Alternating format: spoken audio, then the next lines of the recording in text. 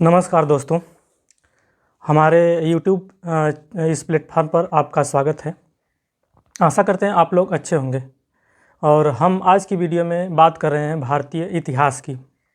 और भारतीय इतिहास में बहुत सारी घटनाएं घटित हुई, जिसमें कुछ घटनाएं ऐसी घटित हुई, इतनी बर्बरतापूर्वक घटित हुई कि आज भी हम उसको याद करते हैं तो वो घटनाएँ झकझोर देती हैं। भारतीय इतिहास का एक महत्वपूर्ण घटना जिसे जलियांवाला बाग हत्याकांड कहते हैं, आज हम उसके बारे में चर्चा करेंगे कि जलियांवाला बाग हत्याकांड क्यों हुआ। इसके पिछले वीडियो में हमने रॉलेट एक्ट के बारे में चर्चा की थी, जिसे काला कानून का नाम दिया गया था। उसमें बिना किसी वजह के, शंका के आधार पर किसी को भी पकड़ लिया जाता था और उसको सज़ा कर दी जाती थी, जीवन भर की सज़ा कर दी जाती थी। तो इस तरह से रॉलेट एक्ट को इसके पहले हमने पढ़ लिया है और आज हम पढ़ेंगे भारतीय इतिहास की एक महत्वपूर्ण घटना, जलियांवाला बाग हत्याकांड। तो जलियांवाला बाग हत्याकांड क्यों हुआ, कैसे हुआ, इसके बारे में हम जानेंगे। और जलियांवाला बाग हत्याकांड एक ऐसा हत्याकांड है जिसको हम सुनते हैं या पढ़ते हैं तो ये घटनाएं हमको झकझोर देती हैं। और जलियांवाला बाग हत्याकांड जो हुआ था वो पंजाब में हुआ था, पंजाब के अमृतसर में हुआ था। और यह घटना शाम को 4 बजे हुई थी। तो आइए देखते हैं कैसे हुआ जलियांवाला बाग हत्याकांड। जलियांवाला बाग हत्याकांड कब हुआ था? तो जलियांवाला बाग हत्याकांड 13 अप्रैल 1919 को, ये तिथि याद रखिएगा कि जलियांवाला बाग हत्याकांड कब हुआ था। तो 13 अप्रैल 1919 को। अब ये घटना क्या थी, क्यों जलियांवाला बाग हत्याकांड हुआ, इसके बारे में हम थोड़ी सी चर्चा कर लेते हैं। तो इसके पहले हमने रॉलेट एक्ट के बारे में पढ़ाया था आपको कि रॉलेट एक्ट एक काला कानून था जिसका पूरे भारत में विरोध चल रहा था। उसके अलावा रॉलेट एक्ट तो था ही, और गांधी जी को पंजाब में आने के लिए प्रतिबंध कर दिया गया था कि आप पंजाब में न आइए। रॉलेट एक्ट के साथ तो घटनाएं चल ही रही थी, उसका भारतीय विरोध करना ही चाह रहे थे। और उसके बाद जो है कि गांधी जी को भी पंजाब आने से रोक दिया गया ताकि गांधी जी भी कोई ऐसी घटनाएं न करें, मतलब ब्रिटिश सरकार के खिलाफ कोई ऐसी योजना न बना पाएँ, इसलिए उनको प्रतिबंध कर दिया गया था पंजाब में आने के लिए। और डॉक्टर सत्यपाल एवं डॉक्टर सैफुद्दीन किचलू को 9 अप्रैल 1919 को गिरफ्तार कर लिया गया था। रॉलेट एक्ट के विरोध जब हो रहा था तो इन दोनों लोगों को गिरफ्तार कर लिया गया था। वो कौन कौन थे? डॉक्टर सत्यपाल एवं डॉक्टर सैफुद्दीन किचलू। इन लोगों को 9 अप्रैल 1919 को गिरफ्तार कर लिया गया। तो इन्हीं को छुड़ाने के लिए, इन दोनों लोगों को छुड़ाने के लिए तथा गांधी जी को भी पंजाब में प्रवेश नहीं करने दिया जा रहा था, इन सारी बातों को लेकर जनता में एक आक्रोश हो गया था और जनता एक जुलूस निकालना चाह रही थी। और जुलूस जो है कि निकाला, लेकिन जुलूस जो जनता की थी वो कैसी थी? शांतिपूर्ण जुलूस था, किसी प्रकार की हिंसा नहीं थी। फिर भी अंग्रेज़ों ने इसके ऊपर प्रतिक्रिया की। वो जो जुलूस निकाला गया था वो शांतिपूर्ण जुलूस था। पुलिस ने इस जुलूस को रोकने का प्रयास किया, लेकिन जनता इतनी थी कि वो रुकी नहीं और उसमें 2 लोगों की मृत्यु हो गई। जुलूस में 2 लोगों की मृत्यु हो गई। पुलिस ने कार्रवाई की और 2 लोगों की उसमें मृत्यु हो गई। जब मृत्यु हो गई तो जनता और उग्र हो गई और उग्र होने के बाद जुलूस का जब जुलूस उग्र हो गया तो सरकारी भवन जैसे अस्पताल और सरकारी स्कूल वगैरह बहुत सारी मंजिलें उसमें जला दी गई और 5 पुलिस वाले उसमें मारे भी गए। इस उग्र भीड़ के दौरान 5 पुलिस वाले इसमें मारे भी गए। अब सरकार ने इन सारी घटनाओं को देखा। सारी घटनाओं को देखने के बाद सरकार ने एक एक्शन लिया, निर्णय लिया और सैन्य अधिकारी के लिए वहाँ पर नियुक्त कर दिया। किसको? जनरल डायर को उस समय सैन्य अधिकारी के लिए नियुक्त कर दिया गया, क्योंकि ये सारी घटनाएं घटित हो रही थीं। रोकने के लिए, इन सारी घटनाओं को रोकने के लिए जनरल डायर को सरकारी अधिकारी नियुक्त कर दिया गया। जैसे ही इनको सरकारी अधिकारी नियुक्त किया गया, 12 अप्रैल को इन्होंने कुछ मुख्य नेताओं को गिरफ्तार कर लिया। जो मुख्य आंदोलनकारी थे उनको गिरफ्तार कर लिया गया। उसके बाद आता है 13 अप्रैल 1919 का दिन, जिस दिन जलियांवाला बाग हत्याकांड हुआ था। 12 अप्रैल को तो महत्वपूर्ण नेताओं को पहले ही गिरफ्तार कर लिया गया था। उसके बाद 13 अप्रैल को ये घटना घटित होती है और 13 अप्रैल 1919 को, उस दिन बैसाखी का दिन था। बैसाखी का दिन पंजाब के लिए बहुत ही महत्वपूर्ण होता है। इस दिन फसल की कटाई भी होती है, इस दिन से शुरुआत हो जाती है बैसाखी का दिन। और सभा होनी थी उस समय 13 अप्रैल 1919 को अभी सभा होनी थी कि किस तरह से गांधी जी को पंजाब में आने दिया जाए और इलेक्ट एक्ट का विरोध करने के लिए क्या किया जाए।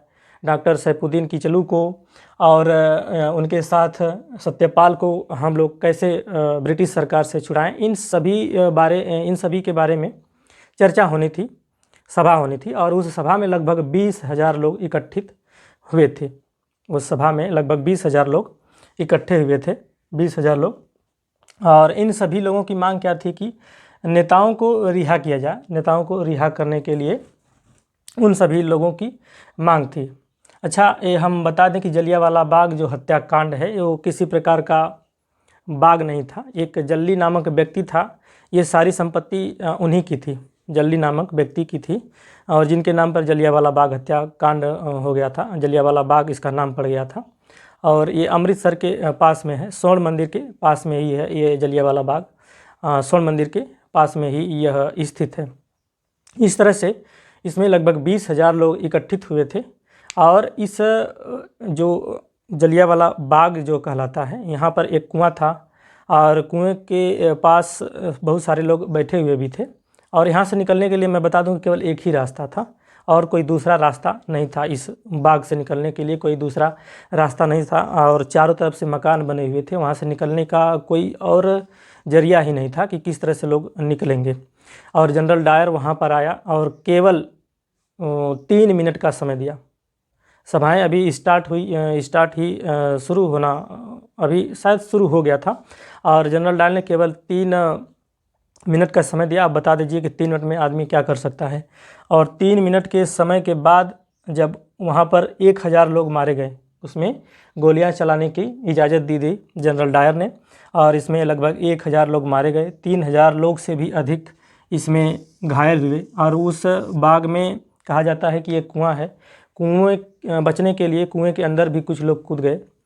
और बता दें कि इस जलियांवाला बाग हत्याकांड में 6 सप्ताह के बच्चे भी कुछ वहाँ पर थे। तो बच्चों की भी बर्बरतापूर्वक हत्या की गई। एक तरह से भारतीय इतिहास में ये जो घटना है बहुत निंदनीय घटना है, बर्बरतापूर्वक ये घटना घटित हुई। तो इस तरह से इसमें लगभग 1,000 लोग मारे गए थे और 3,000 लोग घायल हुए थे। इन सारी घटनाओं को देखा तो एक दीनबंधु एंड्रूज थे, इन्होंने कहा कि यह घटना जानबूझकर की गई हत्या है, जानबूझकर की गई हत्या है। 15 अप्रैल को लाहौर में, हम बता दें ये तो घटना घटित हो गई, उसके बाद भी यहाँ पर फौजी कानून लागू कर दिया गया। फौजी कानून के अंतर्गत फिर से प्रताड़ित किया गया वहाँ की जनता को। तो फौजी कानून 15 अप्रैल को लाहौर में और 19 अप्रैल को गुजरात में फौजी कानून लागू कर दिया गया। इसके अलावा भी कुछ गुंजरवाला क्षेत्र था, वहाँ पर भी फौजी कानून को लागू कर दिया गया। और फौजी कानून के लागू होने के बाद वहाँ पर लगभग 3 महीने तक बिजली और पानी की सप्लाई बंद कर दी गई। आप सोच सकते हैं कि बिजली न रहे तो कुछ हो सकता है, लेकिन पानी की सप्लाई भी वहाँ पर बंद कर दी गई थी। वकील जो थे वहाँ पर उनसे कुली का काम करवाया गया था। 108 लोगों को मृत्युदंड की सज़ा दी गई, 108 लोगों को मृत्युदंड की सज़ा दी गई। भारतीय इतिहास में बहुत सारी ऐसी घटनाएं हैं जिनके बारे में हम नहीं जानते हैं। कुछ ऐसे क्रांतिकारी हैं जिनके बारे में हमको पता नहीं है, लेकिन देश के लिए उन्होंने अपने आप को बलिदान कर दिया। कुछ मुख्य नेताओं को ही हम लोग जानते हैं, लेकिन बहुत सारे ऐसे नेता हैं, बहुत सारे ऐसे क्रांतिकारी हैं जिनके बारे में हम नहीं जानते हैं।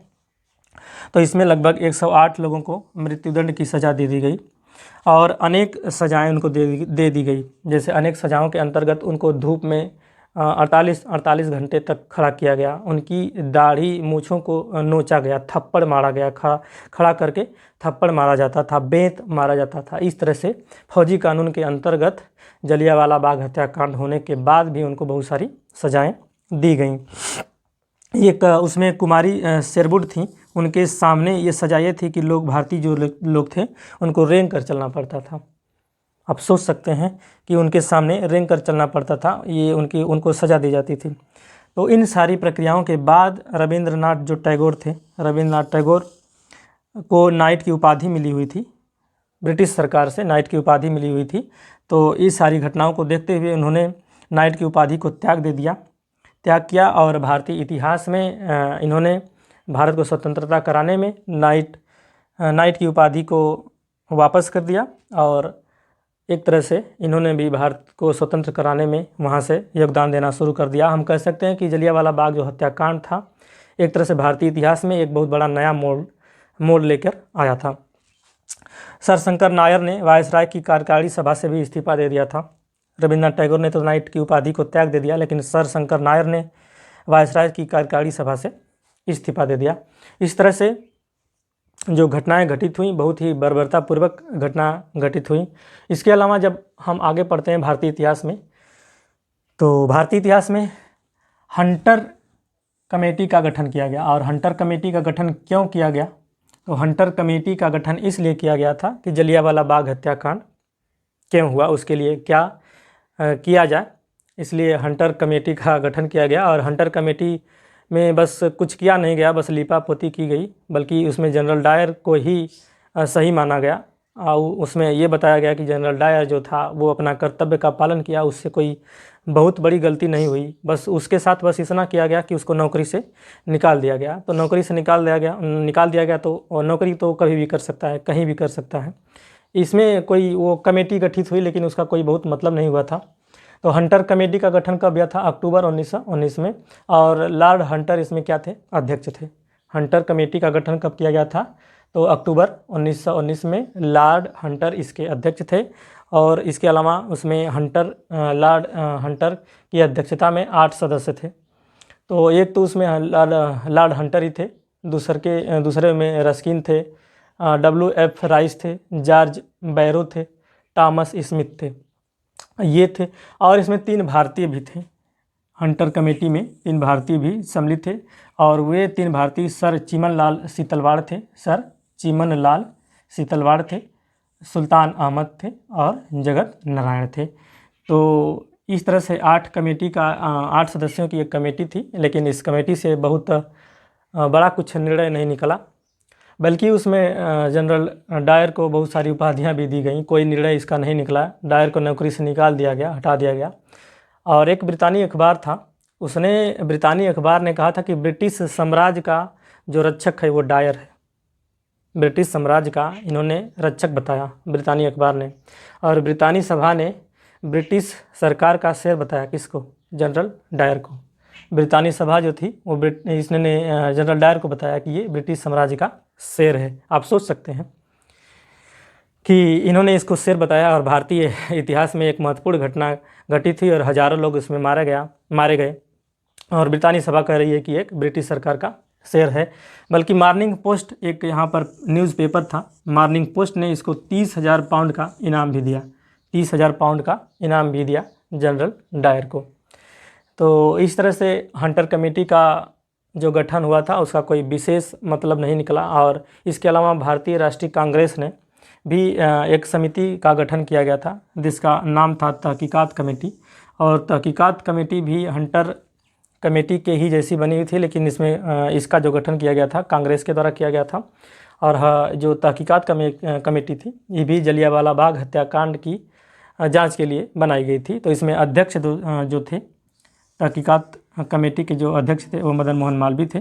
और इसके अन्य सदस्य में जो थे वो गांधी जी थे, मोतीलाल नेहरू थे, मोतीलाल नेहरू, अब्बास तैयब जी थे और CR दास और पुपुल जयकर थे। इसमें आप इसको याद रखिएगा कि तहकीकात कमेटी के अध्यक्ष कौन थे? तो मदन मोहन मालवीय थे। इसके अन्य सदस्य में गांधी जी थे, मोतीलाल नेहरू थे, अब्बास तैयब जी थे, CR दास जी थे और पुपुल जयकर थे। और इसका निर्णय ये दिया गया, तहकीकात कमेटी ने अपना निर्णय ये दिया कि ये जो हत्या थी बर्बर हत्या थी, जलियांवाला बाग हत्याकांड में जो हत्याएं होती हैं बर्बर हत्या थी। मृतकों के परिवार को एक आर्थिक सहायता मिलनी चाहिए, लेकिन सरकार कहाँ सुनती है। और मृतकों के परिवार को आर्थिक सहायता भी नहीं मिली, बल्कि तहकीकात कमेटी की कोई सुनवाई नहीं हुई। तहकीकात कमेटी की का जो ब्रिटिश सरकार थी उसने कोई सुनवाई नहीं की। और फलस्वरूप जब सुनवाई नहीं की तो गांधी जी ने फलस्वरूप असहयोग आंदोलन के लिए ऐलान कर दिया, असहयोग आंदोलन करेंगे। इस तरह से आज हमने देखा जलियांवाला बाग हत्याकांड भारतीय इतिहास का एक महत्वपूर्ण घटना है जो 13 अप्रैल 1919 को अमृतसर में हुई थी। और इसमें इम्पॉर्टेंट अगर बता दें तो हंटर कमेटी के जो सदस्य हैं उनके बारे में परीक्षाओं में पूछा जाता है। उसमें भारतीय सदस्य कौन कौन थे तो इनको पूछा जाता है। और तहकीकात कमेटी क्या थी इसके बारे में भी पूछा जाता है। तहकीकात कमेटी के अध्यक्ष कौन थे, इनके सदस्य कौन थे, इनके बारे में भी परीक्षाओं में पूछा जाता है। और इसमें रविन्द्रनाथ टैगोर ने जो नाइट की उपाधि त्यागी थी इसके बारे में भी परीक्षाओं के पूछा जाता है। परीक्षाओं में शंकर नायर ने वायसराय की कार्यकारिणी सभा से भी इस्तीफा दे दिया था, इसके बारे में भी परीक्षाओं में बहुत सारी परीक्षाओं में पूछा जाता है। इसके अलावा आगे की वीडियो में हम चर्चा करेंगे भारतीय इतिहास के किसी दूसरे टॉपिक पर। तब तक के लिए हमारी वीडियो अगर आपको अच्छी लगती है तो हमारी वीडियो को लाइक कीजिए तथा चैनल को सब्सक्राइब कीजिए। तब तक के लिए नमस्कार।